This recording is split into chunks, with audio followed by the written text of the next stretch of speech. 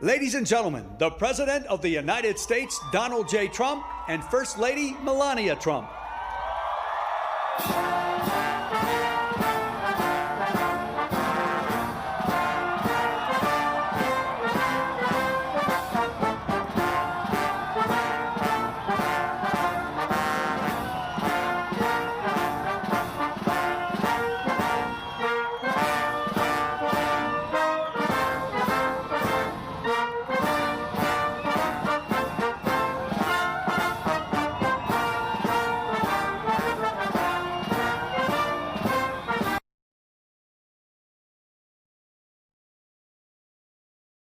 Please rise for the playing of the national anthem.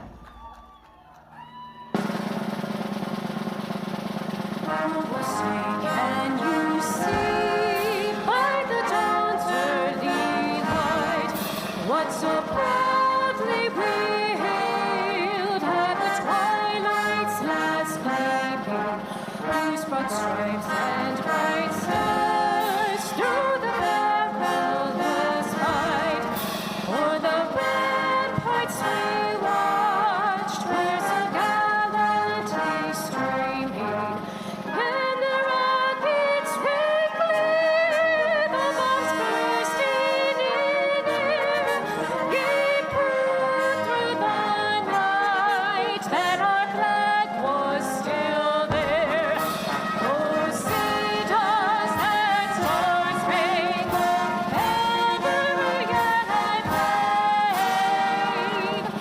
o'er the land and o'er the free, and the home of the brave.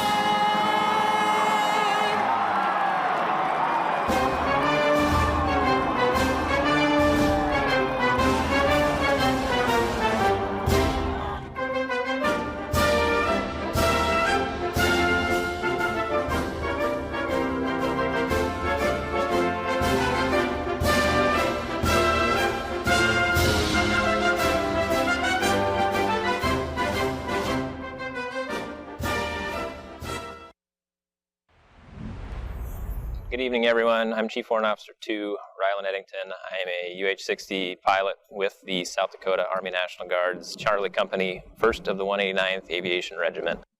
My wife, Kayla, and I would like to welcome you to the great state of South Dakota. South Dakota National Guard, along with our nation's military, proudly serves our state and the nation. Whether at home or overseas, we stand ready to support and defend the citizens of South Dakota and the United States. Thank you for your continued support of our armed forces. We hope you enjoy the festivities tonight.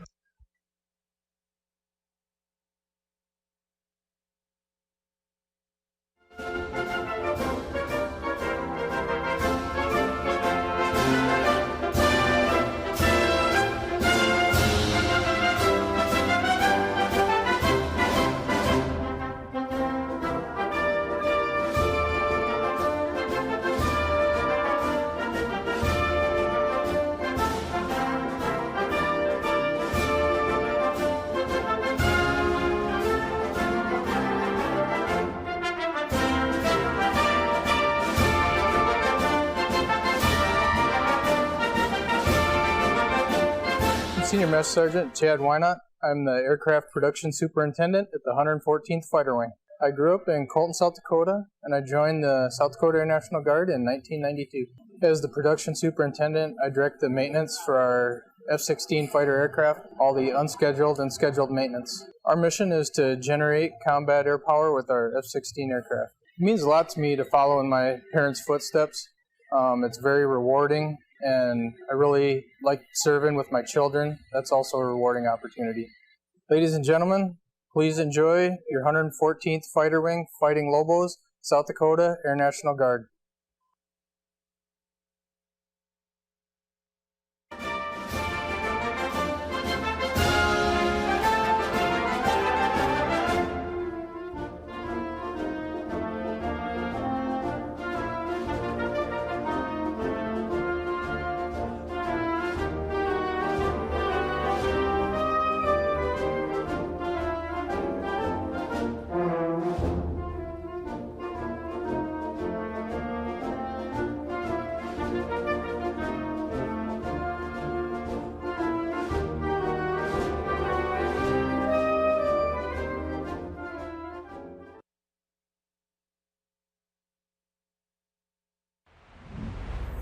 Good evening, everyone.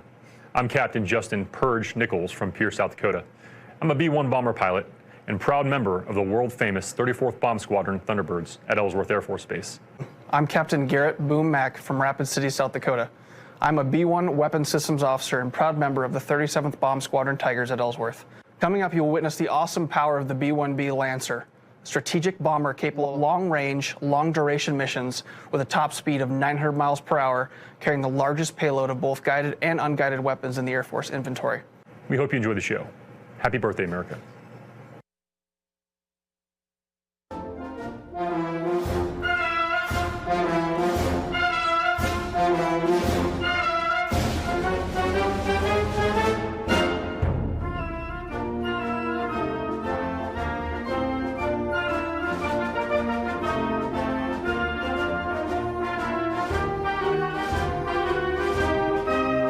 Good evening, ladies and gentlemen. Your United States Navy Flight Demonstration Squadron takes pleasure in performing for you here at Mount Rushmore, South Dakota. Since 1946, the Blue Angels have had the unique privilege of demonstrating to the American public the precision techniques of naval aviation, hoping to inspire a culture of excellence and service to the country. Here at Mount Rushmore, we will perform a flyby in traditional Blue Angel formation so that you may see and take pride in the precise fashion in which your Navy and Marine Corps pilots are trained to fly. Representing your United States Navy and Marine Corps, the Blue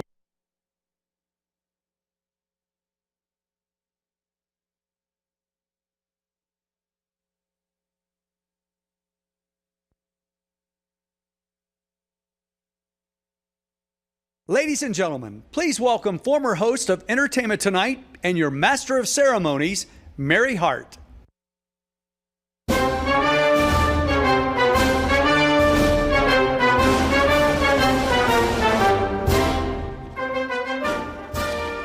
Thank you, and good South Dakota evening to one and all. We welcome you, President Trump, our First Lady Melania, and your whole family. There are so many people I want to introduce very quickly, but I want to say thank you, Governor Noem, for making this possible.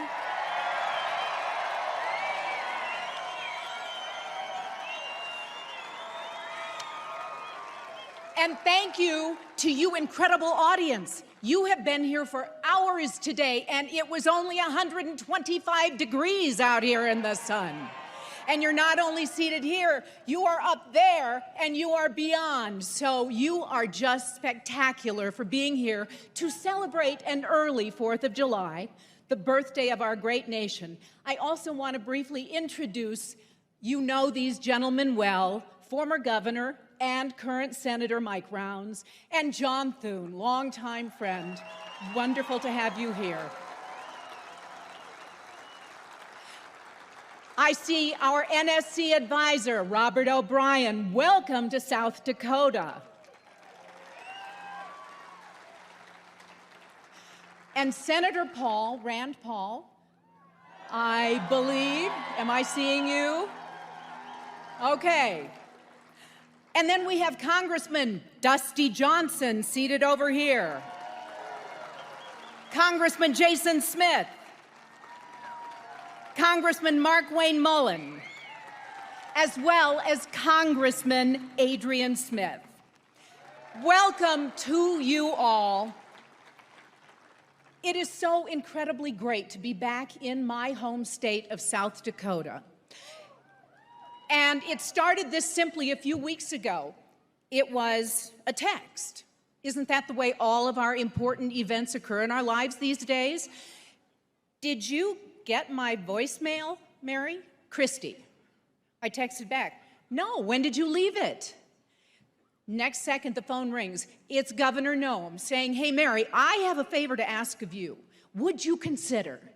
And when she explained this glorious night and the plans, I said, are you kidding? I would be so honored, so happy. And let me just tell you that I am incredibly proud to have all of you who are first-timers here, and I know there are people from all over the country visiting, because I've talked to a few of you today. And we're so happy, whether it's New Hampshire or Delaware or wherever you came from, you had a trek. But I know you're happy to be in this great state. I have a long association with Mount Rushmore, and it's making me mad that those guys up there in Granite aren't aging. Because, yeah, as a young kid, I was here with my family. And then, as Miss South Dakota, and I thank you. You know what? I woke up at 3 a.m. about a week and a half ago, and I went, do I dare mention that? But yes, because it's important to me. I am so proud of this state and the values that I was raised with here in South Dakota. But I was here as Miss South Dakota in 1970, and the heart attack started when I went, that is 50 years ago. Holy cow. So I am proud of that. In 1991, I had the great joy of co-hosting with fellow South Dakotan Tom Brokaw the rededication and 50th, the golden anniversary of Mount Rushmore. And we were honored by the presence of our 41st president, George Herbert Walker Bush, and our first lady, Barbara Bush. And I'm bringing this up because President Bush, we went fishing that day.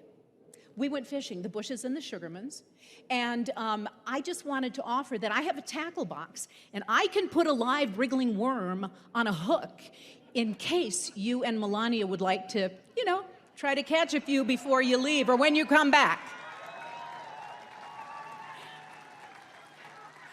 I am so honored to be your Master of Ceremonies tonight, and I know we are all so proud of our men and women in uniform.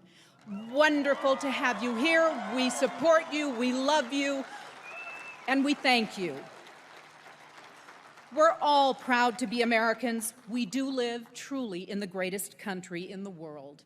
And since I brought up, yes, we do, I remember well the tumultuousness, the tumult, the tragedy, but ultimately the triumph of the 60s. I was growing up then, and those were not easy times for those of you who happen to be old enough like I am to remember.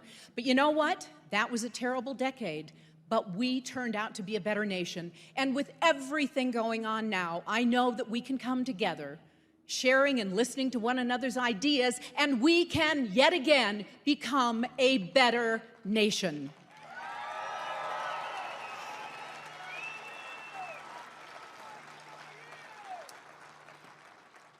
It has been 11 years since fireworks were last seen here on Mount Rushmore, and we are so excited to bring them back. And I would like to thank Secretary Bernhardt, our Interior Secretary, for helping Governor Noem, and thank you, President Trump, for making this beautiful evening happen.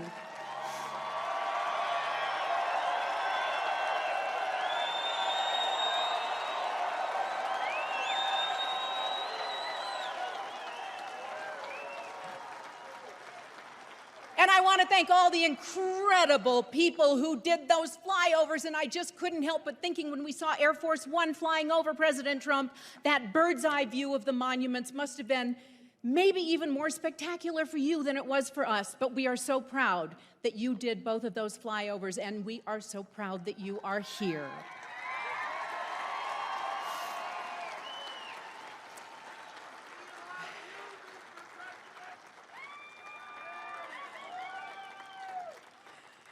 And now I would like to introduce our first speaker, a very special woman, someone who I have gotten to know through the years. You have gotten to know her, you fellow South Dakotans. She is a leader consistently challenging the status quo and working to make her state stronger for the next generation. She's a lifelong South Dakotan, and from the time she could walk, she worked beside her dad on the ranch. I love her too. In college, she married Brian, another South Dakota farm kid. She first got involved in politics after her father's tragic death, serving as a citizen legislator in the South Dakota State Legislature from 2007 to 2010, before serving South Dakota in the U.S. House of Representatives from 2011 to 2018. She recently gained national attention for her response to national events, including COVID-19, protests, and efforts to rewrite American history.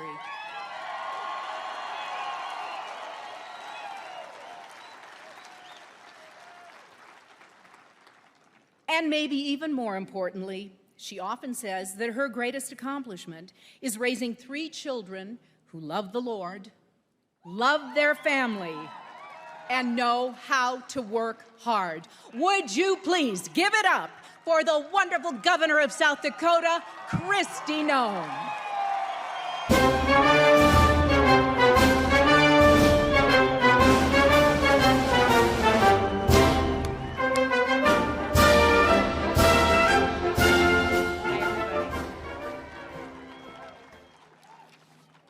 Good evening.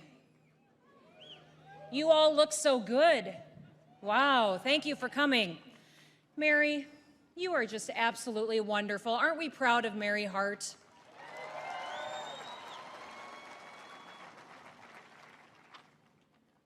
So, I understand there's a lot of South Dakotans here. Who's here from South Dakota? How many of you here tonight, it's your very first visit to South Dakota? Yeah. Thank you for coming. That means the world to me. Tonight we have a very special guest with us. We have the 174th Cyber Protection Unit is with us here tonight. Could they please stand?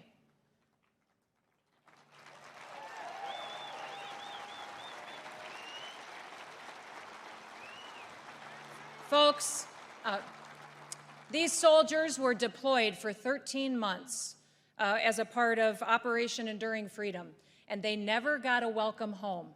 So we decided to throw a big party tonight and officially welcome them home and thank them for their service. Would you give them a round of applause?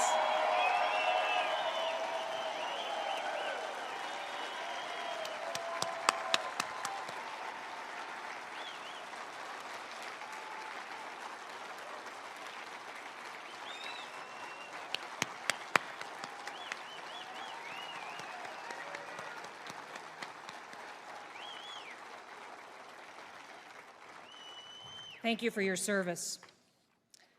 Ladies and gentlemen, we have a fantastic evening planned for you, and let me start by introducing someone that has been absolutely instrumental to making tonight happen. It is my honor to introduce David Bernhardt, who is the United States Secretary of the Interior. He was raised in a rural town of Rifle, Colorado, which I've actually elk hunted there, so fantastic elk in Rifle. Secretary Bernhardt grew up hunting and fishing on public lands. He also has legal, policy, and administrative experience. He served nearly a decade in senior level positions at the department, including as solicitor and deputy secretary. Under his leadership, the Interior Department has expanded access to public lands. They've advanced American energy independence, strengthened the departmental ethics program, and also delivered billions of dollars in regulatory relief since the very beginning of the Trump administration. We are also honored to have his wife, Jenna, here this evening with us, as well as his daughter, Katie. So ladies and gentlemen, would you please join me in welcoming the United States Secretary of the Interior, David Bernhardt.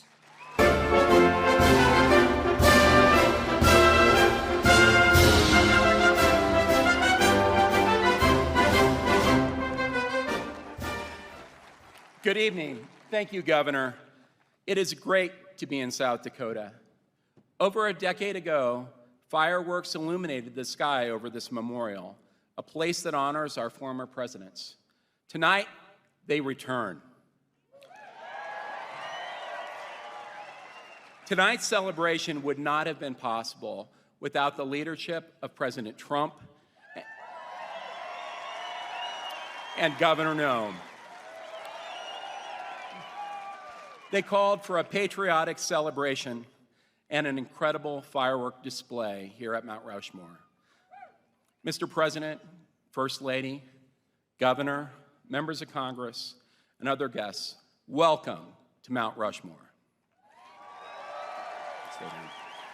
This magnificent monument, surrounded by the beauty of the Black Hills of South Dakota, tells the story of the birth, the development, and the preservation of our incredible nation. Few places are more central to the collective American identity than Mount Rushmore. Overlooking us are George Washington, Thomas Jefferson, Abraham Lincoln, and Teddy Roosevelt. These great leaders forged our great nation and preserved it. The Department of the Interior's National Park Service is entrusted as the steward and the guardian of our national parks, monuments, and battlefields, all of which tell American story. This story includes moments of great triumph, as well as setbacks and challenges. Reflecting upon these moments in our history provides solace, rejuvenation, and inspiration to all of us. Please join me in giving a hand of thanks to the wonderful employees of our National Park Service, and particularly those here at Mount Rushmore who have worked tirelessly to put this event on. Thank you.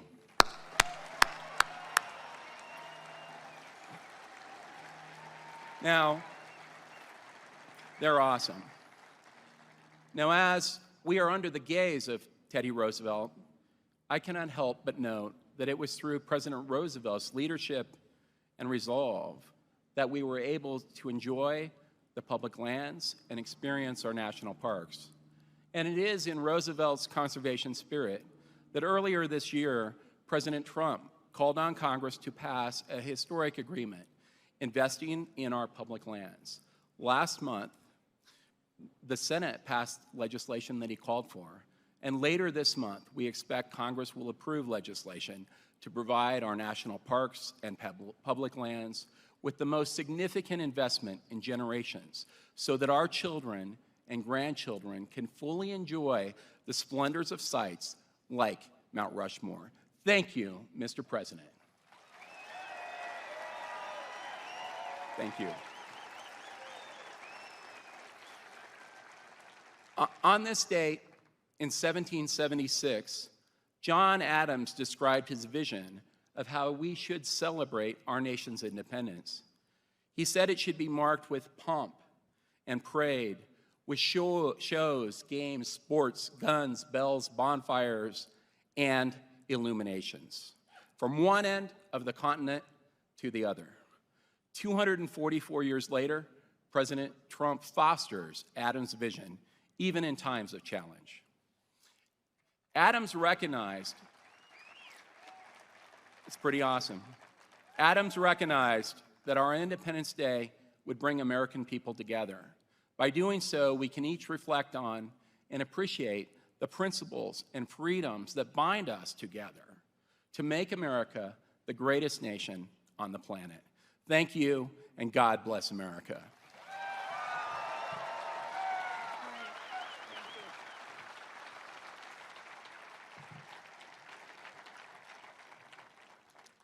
Thank you, Secretary Bernhardt, and thanks to your entire team. This was no small feat, pulling off this evening's events, and you guys were just absolute rock stars in helping us get it accomplished. It is so good to be with all of you tonight. I just appreciate you coming and helping us celebrate our Independence Day. We have been working since before I was even sworn in as governor to get to this night tonight. In fact, when we had the ticket system set up, we had over 125,000 people sign up in a 3-day period to get to be one of the 7,500 people that are sitting here tonight in these seats for this celebration. Congratulations to all of you that are here in place.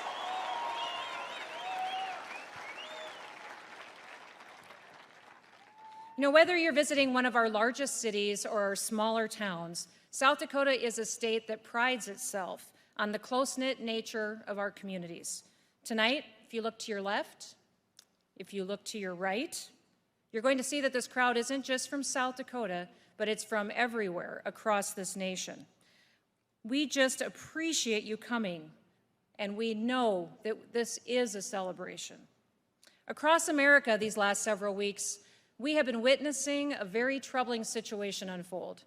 In real time, we are watching an organized, coordinated campaign to remove and eliminate all references to our nation's founding and many other points in our history.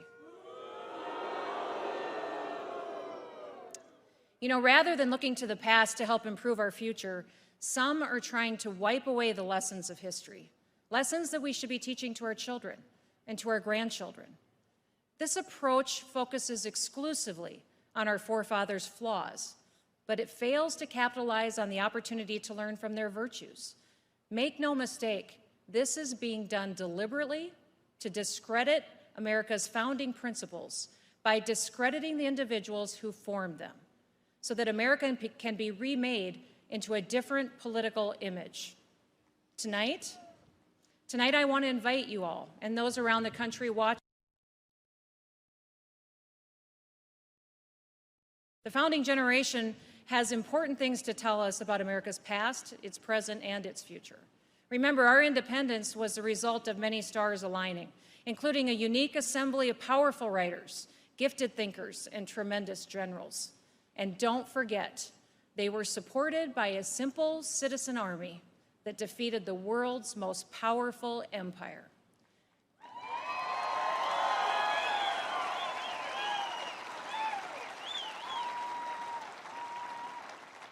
Against all odds and incredible struggle, we can find examples of perseverance, dedication, and commitment to certain fundamental truths. These men did not stage a revolt against the Kingdom of Great Britain for personal gain or for personal power. They did it because they knew they had to, in order to defend their rights to live, work, and worship as they saw fit. You know, following the British defeat, we could have had a king, but instead, we had a man who walked away from his position as commander-in-chief, and then he also walked away from the presidency. These examples, like so many others, rarely make the cut when looking back on their lives, but they undoubtedly serve as an illustration of all that Americans should emulate. Now, towards this effort, the signers of the Declaration of Independence pledged their lives and their sacred honor. The Declaration is arguably one of the most important statements of purpose ever written, not just because it serves as a justification for our independence to the entire world, but also because it has led to our prosperity and inspired many other nations and peoples to seek freedom. These words are not remembered nearly enough today.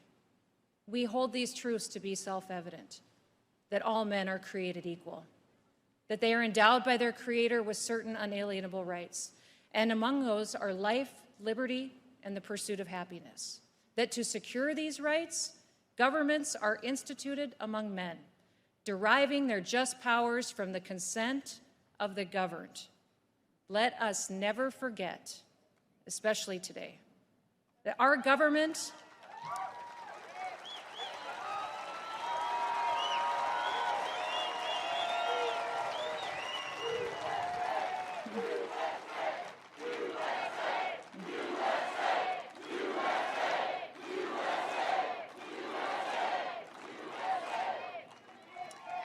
Let us never forget that today, that our government has the power that it does because the people have consented to it. We have consented specifically to a government that will serve all of us equally and that it will protect and uphold the fundamental rights enumerated by our Constitution. It is our duty to renew our commitment to these ideals and to pass them on to those who come after us. These ideals cannot be dismissed as the irrelevant opinions of flawed men. Our founders had their flaws, certainly, but to use those flaws to condemn their ideals is unjust and self-defeating. How many of us have lived up to our own ideals? Without the words, the ideals, and the sacrifices of these few, the world would not have a ringing example of true freedom. We can speak and write, worship, work, defend ourselves, and even protest as we see fit because of these men and their ideals. To attempt to cancel the founding generation is an attempt to cancel our own freedoms. Now,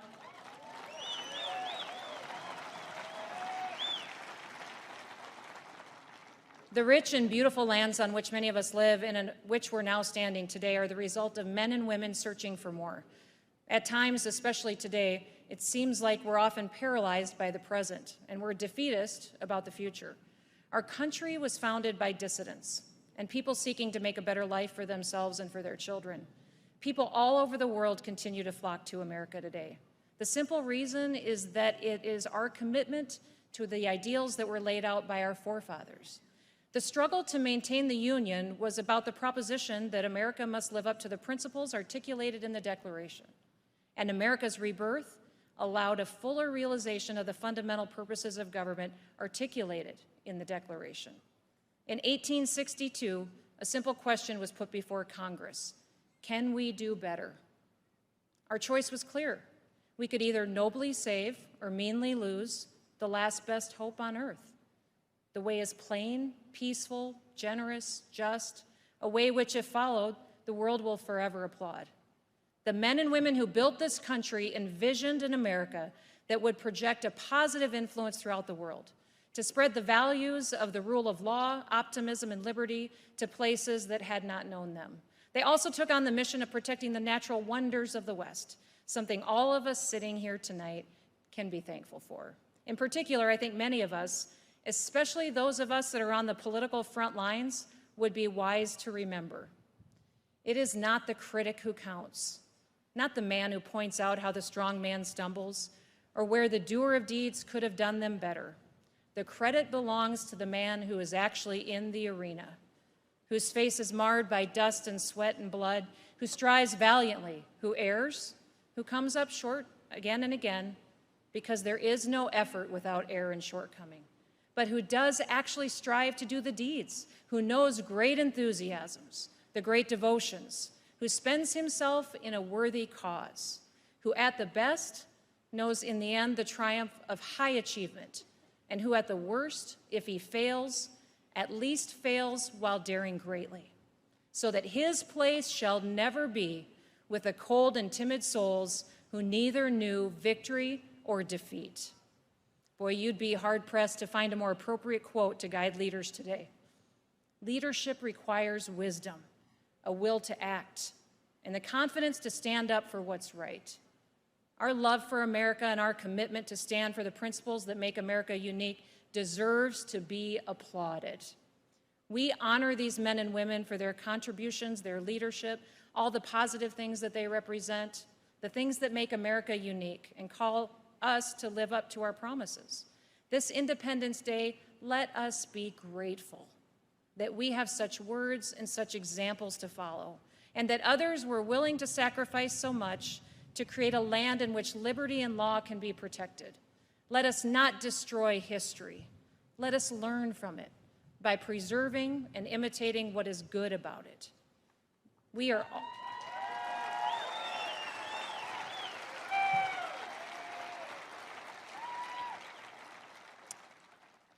all committed to a country where any person, regardless of their standing at birth, can make anything of themselves. This applied to me. I was just a farm kid. Now I'm the first female governor of South Dakota.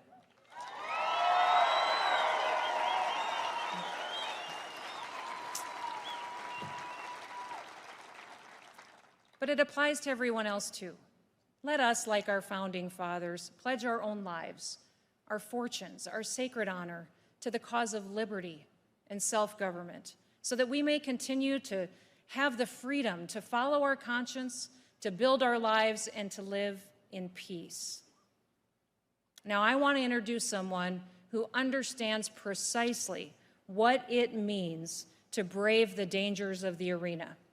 Someone who strives valiantly, who knows great enthusiasms, who spends himself in a worthy cause, and who has firmly and repeatedly stated his commitment to place Americans, American liberty, American safety, and the American Constitution before anything else.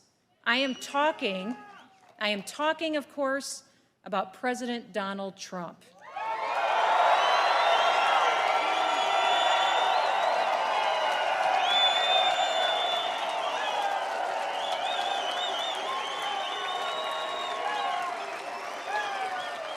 Mr. President,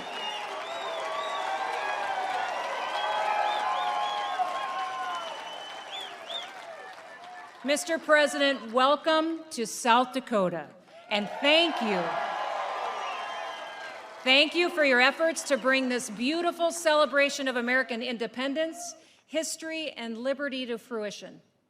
Thank you for your efforts to remind the American people that they provide the consent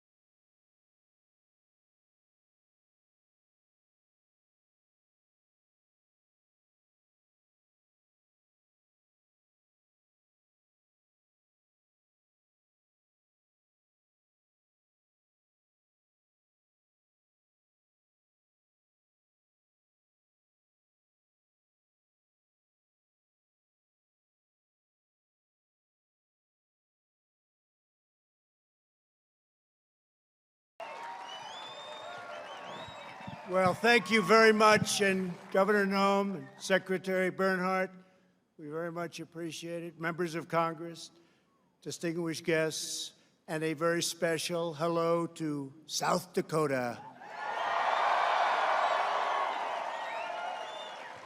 As we begin this 4th of July weekend, the First Lady and I would wish each and every one of you a very, very happy Independence Day. Thank you.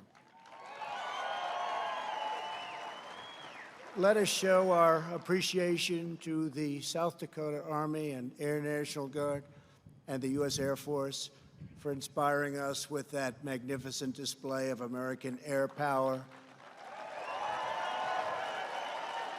And of course, our gratitude, as always, to the legendary and very talented Blue Angels. Thank you very much. Let us also send our deepest thanks to our wonderful veterans, law enforcement, first responders, and the doctors, nurses, and scientists working tirelessly to kill the virus. They're working hard. I want to thank them very, very much. We're grateful as well to your state's congressional delegation, Senator John Thune. John, thank you very much.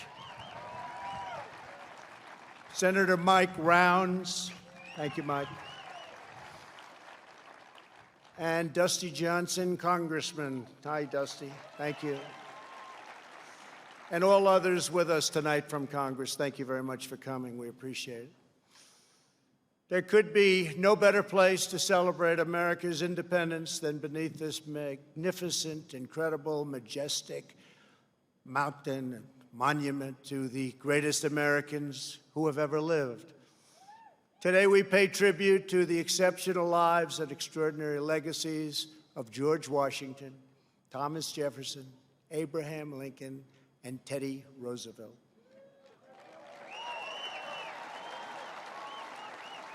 I am here as your president to proclaim before the country and before the world, this monument will never be desecrated.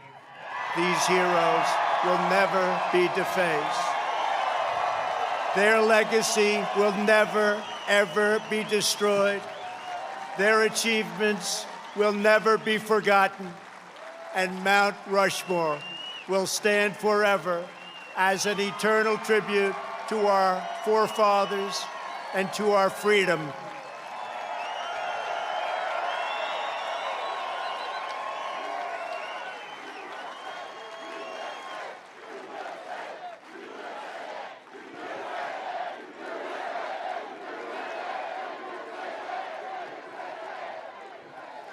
We gather tonight to herald the most important day in the history of nations, July 4th, 1776.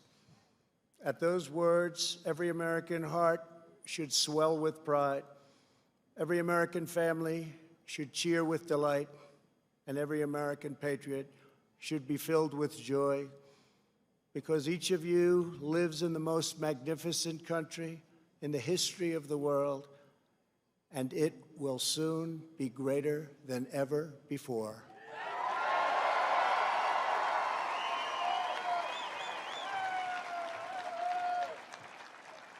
Our founders launched not only a revolution in government, but a revolution in the pursuit of justice, equality, liberty, and prosperity. No nation has done more to advance the human condition than the United States of America. And no people have done more to promote human progress than the citizens of our great nation.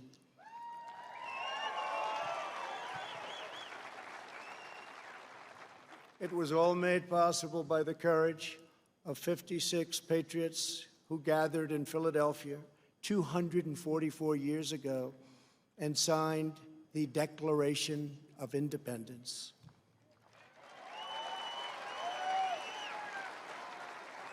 They enshrined a divine truth that changed the world forever when they said, "All men are created equal."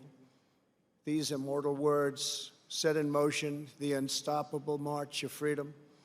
Our founders boldly declared that we are all endowed with the same divine rights given us by our Creator in heaven, and that which God has given us, we will allow no one ever to take away, ever.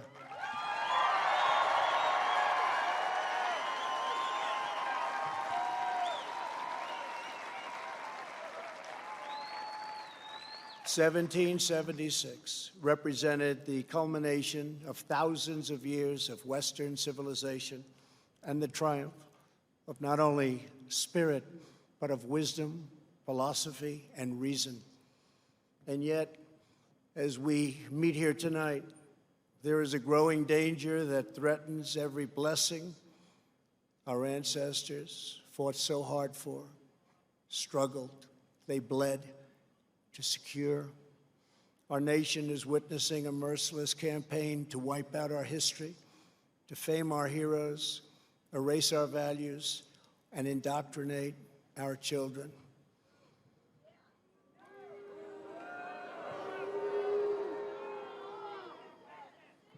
Angry mobs are trying to tear down statues of our founders, deface our most sacred memorials, and unleash a wave of violent crime in our cities. Many of these people have no idea why they're doing this, but some know exactly what they are doing. They think the American people are weak and soft and submissive. But no, the American people are strong and proud, and they will not allow our country and all of its values, history, and culture to be taken from them.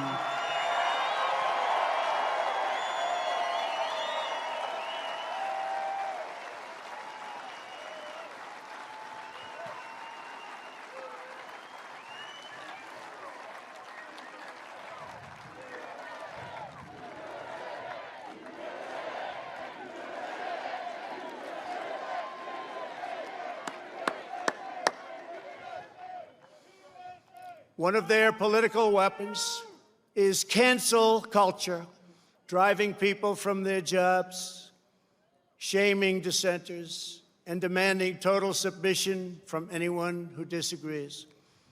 This is the very definition of totalitarianism, and it is completely alien to our culture and to our values, and it has absolutely no place in the United States of America.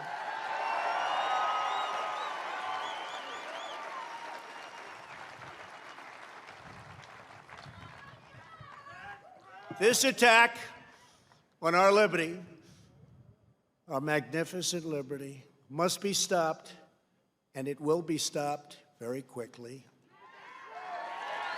We will expose this dangerous movement, protect our nation's children, end this radical assault, and preserve our beloved American way of life. In our schools, our newsrooms, even our corporate boardrooms, there is a new far-left fascism that demands absolute allegiance.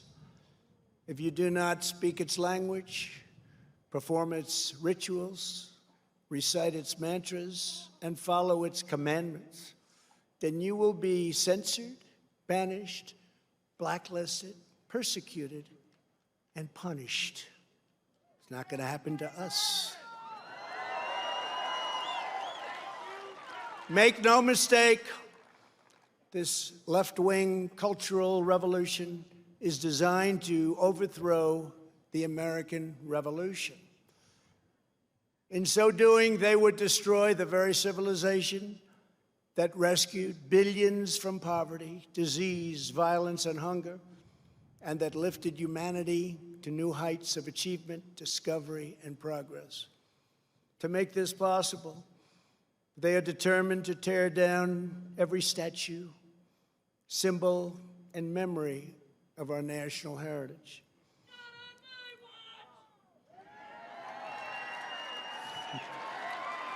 True.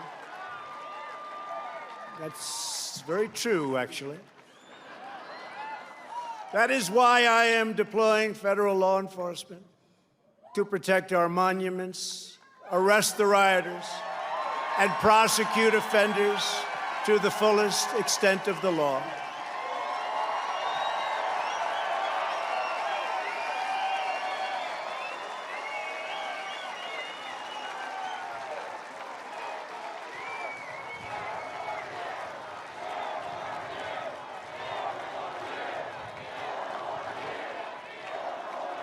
Thank you. I am pleased to report that yesterday, federal agents arrested the suspected ringleader of the attack on the statue of the great Andrew Jackson in Washington, D.C. And in addition, hundreds more have been arrested. Under the executive order I signed last week pertaining to the Veterans Memorial Preservation and Recognition Act and other laws, people who damage or deface federal statues or monuments will get a minimum of 10 years in prison.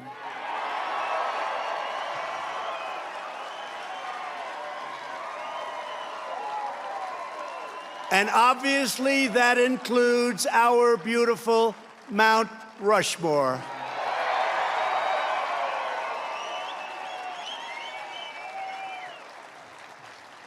Our people have a great memory. They will never forget the destruction of statues and monuments to George Washington, Abraham Lincoln, Ulysses S. Grant, abolitionists, and many others. The violent mayhem we have seen in the streets and cities that are run by liberal Democrats in every case is the predictable result of years of extreme indoctrination and bias in education, journalism, and other cultural institutions. Against every law of society and nature, our children are taught in school to hate their own country and to believe that the men and women who built it were not heroes, but that were villains. The radical view of American history is a web of lies. All perspective is removed, every virtue is obscured, every motive is twisted, every fact is distorted, and every flaw is magnified until the history is purged and the record is disfigured beyond all recognition. This movement is openly attacking the legacies of every person on Mount Rushmore. They defile the memory of Washington, Jefferson, Lincoln, and Roosevelt. Today, we will set history and history's records straight.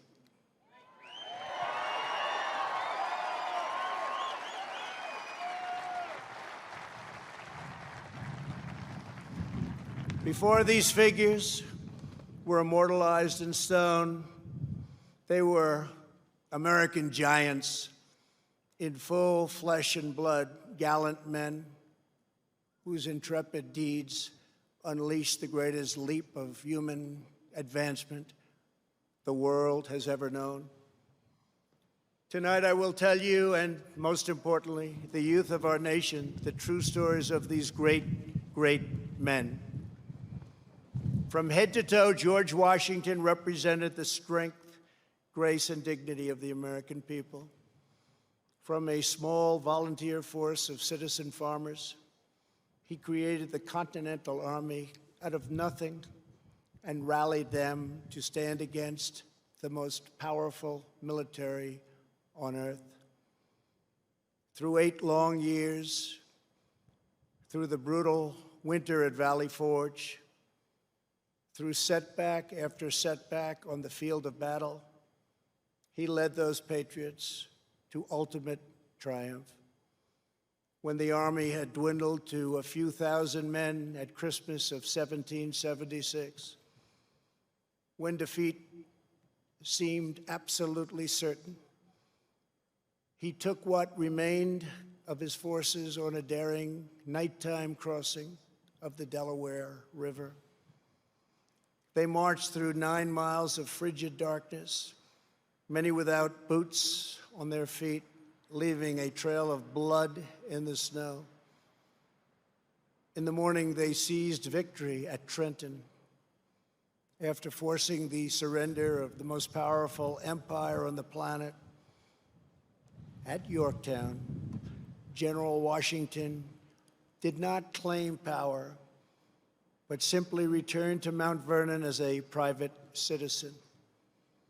When called upon again, he presided over the Constitutional Convention in Philadelphia and was unanimously elected our first president.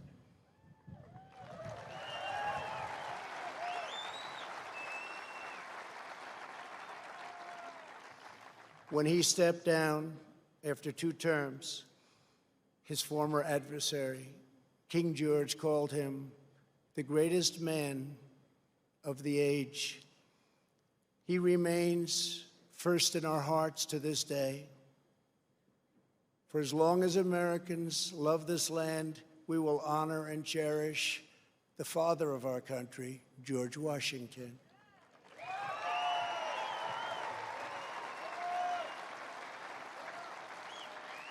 He will never be removed, abolished, and most of all, he will never be forgotten.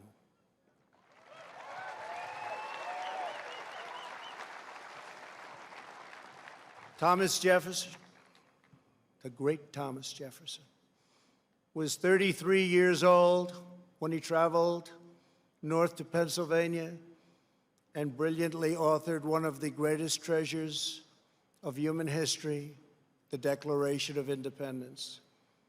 He also drafted Virginia's Constitution and conceived and wrote the Virginia Statute for Religious Freedom, a model for our cherished First Amendment. After serving as the first Secretary of State and then Vice President, he was elected to the presidency. He ordered American warriors to crush Barbary pirates. He doubled the size of our nation with the Louisiana Purchase. And he sent the famous explorers Lewis and Clark into the West on a daring expedition to the Pacific Ocean. He was an architect, an inventor, a diplomat, a scholar, the founder of one of the world's great universities, and an ardent defender of liberty. Americans will forever admire the author of American freedom, Thomas Jefferson.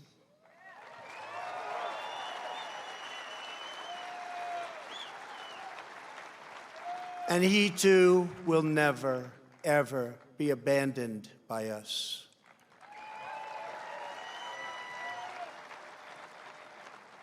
Abraham Lincoln, the savior of our Union, was a self-taught country lawyer who grew up in a log cabin on the American frontier.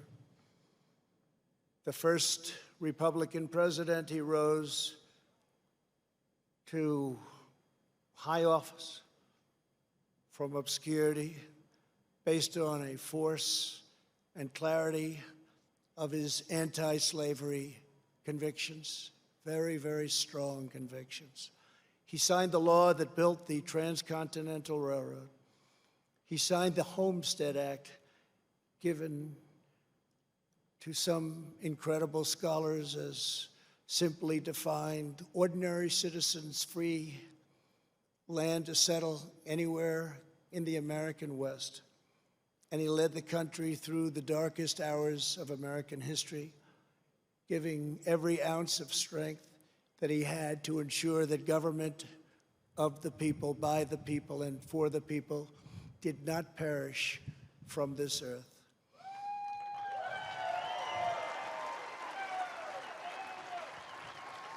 He served as Commander-in-Chief of the U.S. Armed Forces during our bloodiest war, the struggle that saved our Union and extinguished the evil of slavery. Over 600,000 died in that war. More than 20,000 were killed or wounded in a single day in Antietam. At Gettysburg 157 years ago, the Union bravely withstood an assault of nearly 15,000 men and threw back Pickett's charge. Lincoln won the Civil War. He issued the Emancipation Proclamation. He led the passage of the 13th Amendment, abolishing slavery for all time.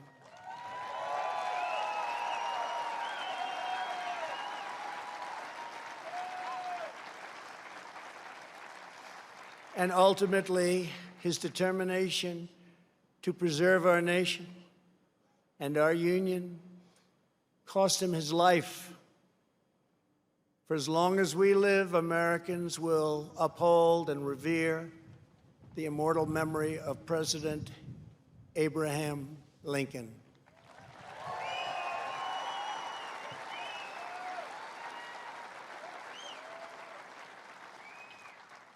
Theodore Roosevelt exemplified the unbridled confidence of our national culture and identity.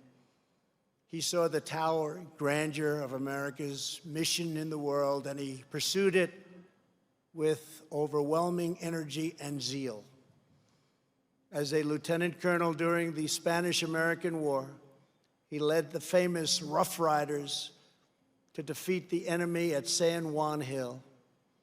He cleaned up corruption as police commissioner of New York City, then served as the governor of New York, vice president, and at 42 years old, became the youngest ever president of the United States.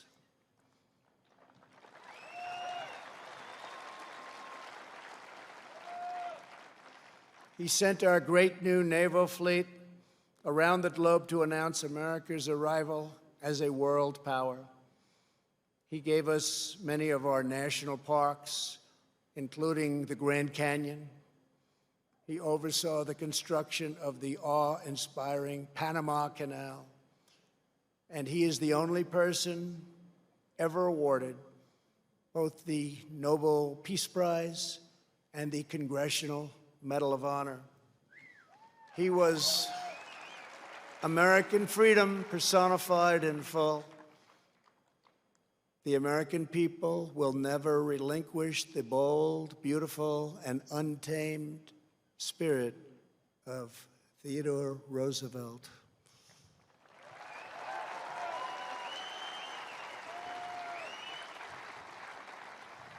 No movement that seeks to dismantle these treasured American legacies can possibly have a love of America at its heart. Can't happen. No person who remains quiet at the destruction of this resplendent heritage can possibly lead us to a better future. The radical ideology attacking our country advances under the banner of social justice. But in truth, it would demolish both justice and society. It would transform justice into an instrument of division and vengeance, and it would turn our free and inclusive society into a place of repression, domination, and exclusion. They want to silence us, but we will not be silenced.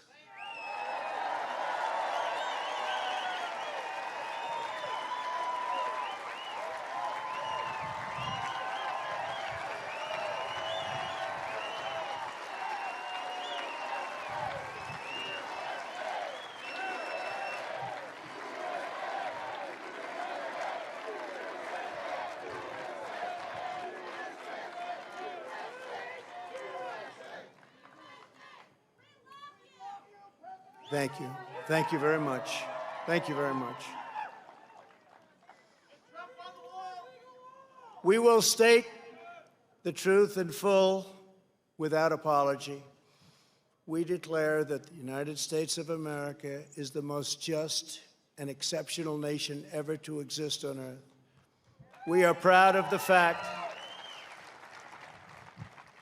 that our country was founded on Judeo-Christian principles, and we understand that these values have dramatically advanced the cause of peace and justice throughout the world. We know that the American family is the bedrock of American life. We recognize the solemn right and moral duty of every nation to secure its borders.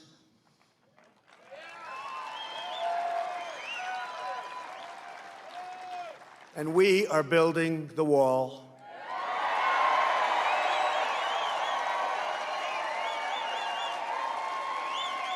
We remember that governments exist to protect the safety and happiness of their own people.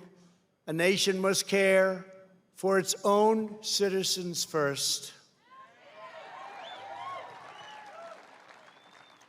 We must take care of America first. It's time. We believe in equal opportunity, equal justice, and equal treatment for citizens of every race, background, religion, and creed. Every child of every color, born and unborn, is made in the holy image of God.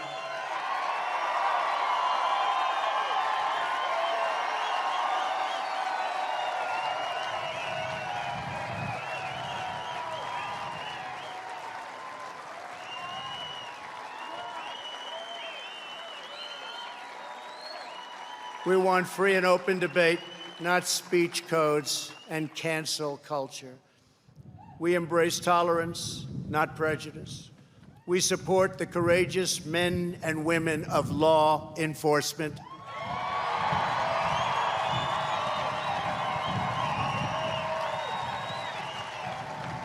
We will never abolish our police or our great Second Amendment, which gives us the right to keep and bear arms.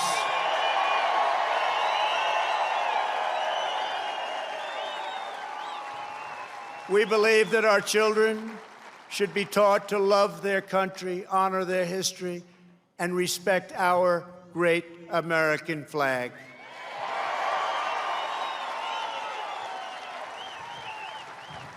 We stand tall, we stand proud, and we only kneel to Almighty God.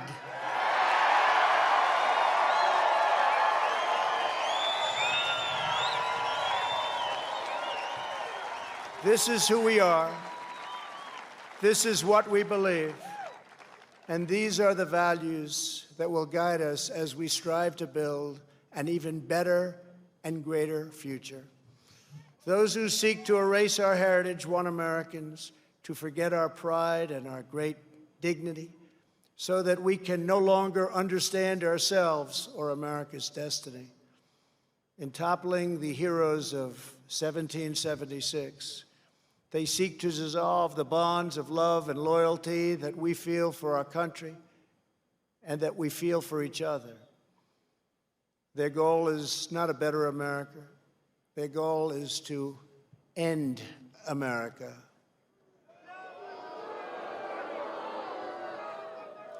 In its place, they want power for themselves. But just as patriots did in centuries past, the American people will stand in their way, and we will win, and win quickly and with great dignity. We will never let them rip America's heroes from our monuments or from our hearts. By tearing down Washington and Jefferson, these radicals would tear down the very heritage for which men gave their lives to win the Civil War. They would erase the memory that inspired those soldiers to go to their deaths, singing these words of the battle hymn: of the Republic. As he died to make men holy, let us die to make men free while God is marching on.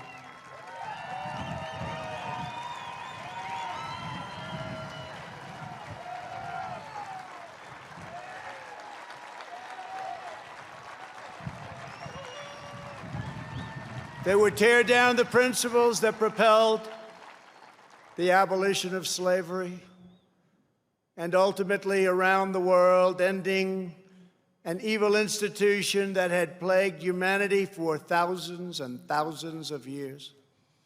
Our opponents would tear apart the very documents that Martin Luther King used to express his dream and the ideas that were the foundation of the righteous movement for civil rights. They would tear down the beliefs, culture, and identity that have made America the most vibrant and tolerant society in the history of the earth. My fellow Americans, it is time to speak up loudly and strongly and powerfully and defend the integrity of our country.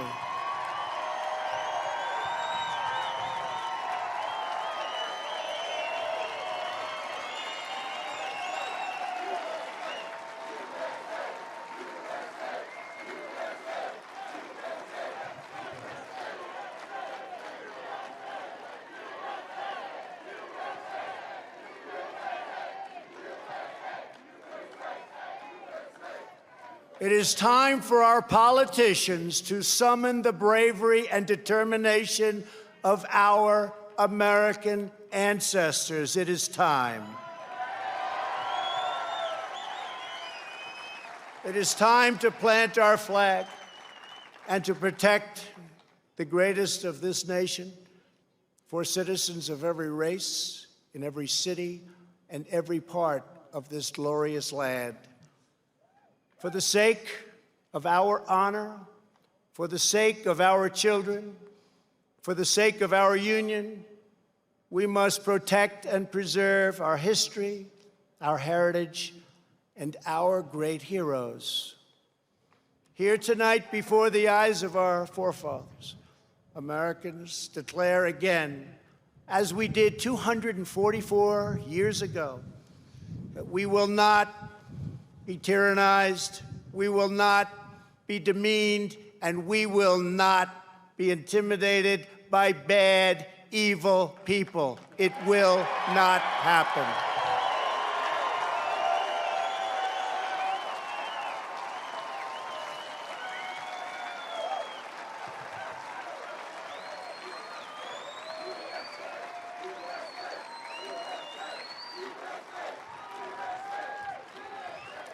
We will proclaim the ideals of the Declaration of Independence, and we will never surrender the spirit and the courage and the cause of July 4th, 1776. Upon this ground, we will stand firm and unwavering in the face of lies meant to divide us, demoralize us, and diminish us. We will show that the story of America unites us, inspires us, includes us all, and makes everyone free. We must demand that our children are taught once again to see America, as did Reverend Martin Luther King when he said that the founders had signed a promissory note to every future generation.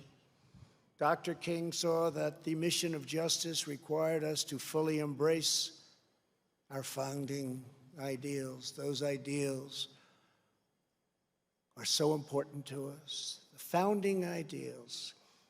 He called on his fellow citizens not to rip down their heritage, but to live up to their heritage.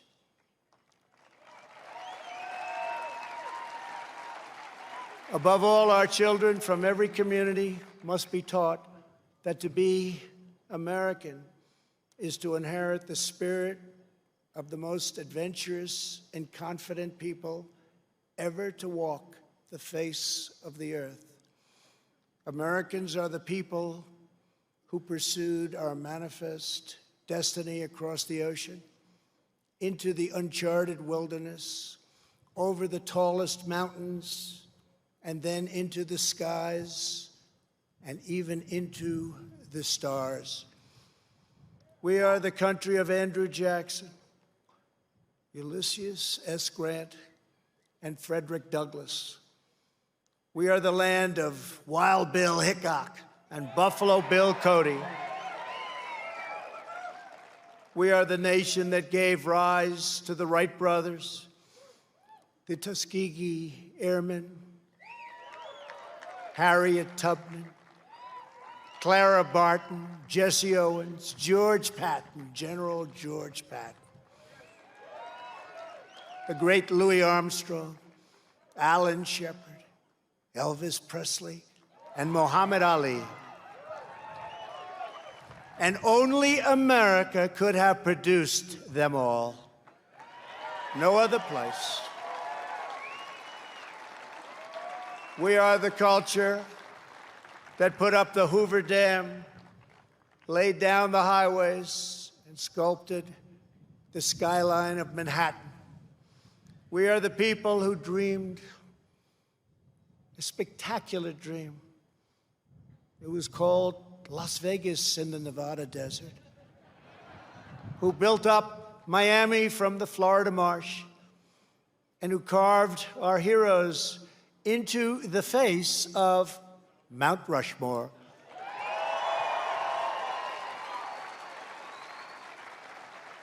Americans harnessed electricity, split the atom, and gave the world the telephone and the internet. We settled the Wild West, won 2 world wars, landed American astronauts on the moon, and one day, very soon, we will plant our flag on Mars.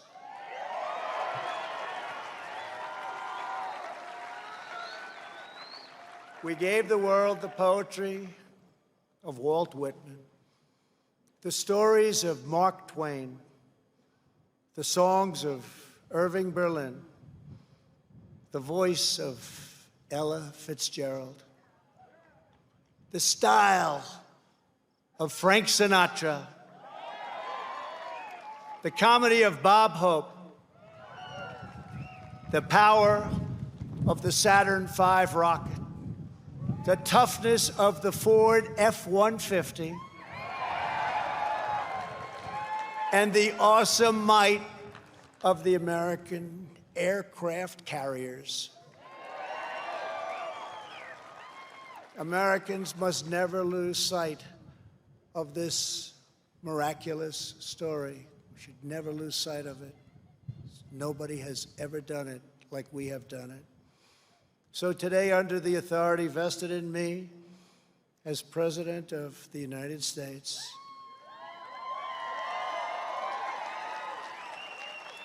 I am announcing the creation of a new monument to the giants of our past. I am signing an executive order to establish the National Guard of American Heroes, a vast outdoor park that will feature the statues of the greatest Americans to ever live.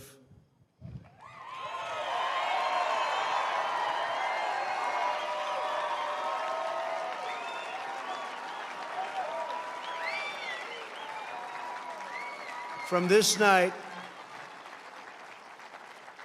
and from this magnificent place, let us go forward united in our purpose and rededicated in our resolve.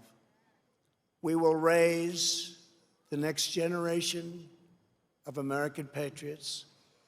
We will write the next thrilling chapter of the American adventure. And we will teach our children to know that they live in a land of legends, that nothing can stop them, and that no one can hold them down. They will know that in America, you can do anything, you can be anything, and together we can achieve anything.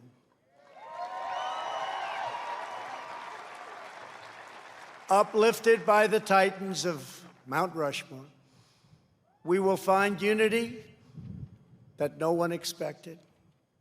We will make strides that no one thought possible.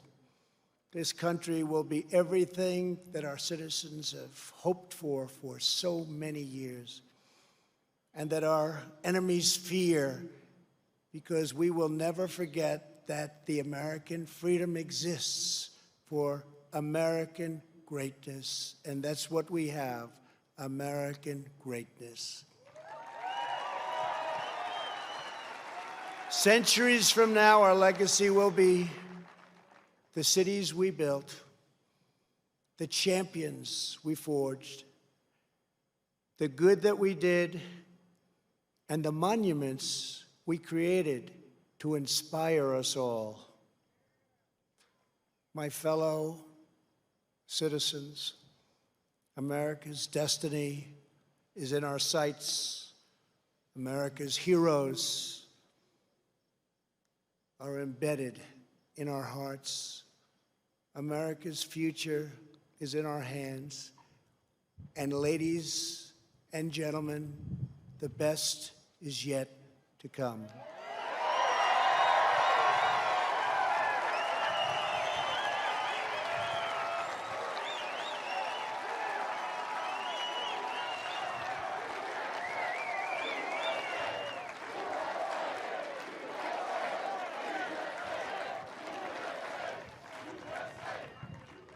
This has been a great honor for the First Lady and myself to be with you. I love your state. I love this country. I'd like to wish everybody a very happy 4th of July. To all, God bless you. God bless your families. God bless our great military. And God bless America. Thank you very much.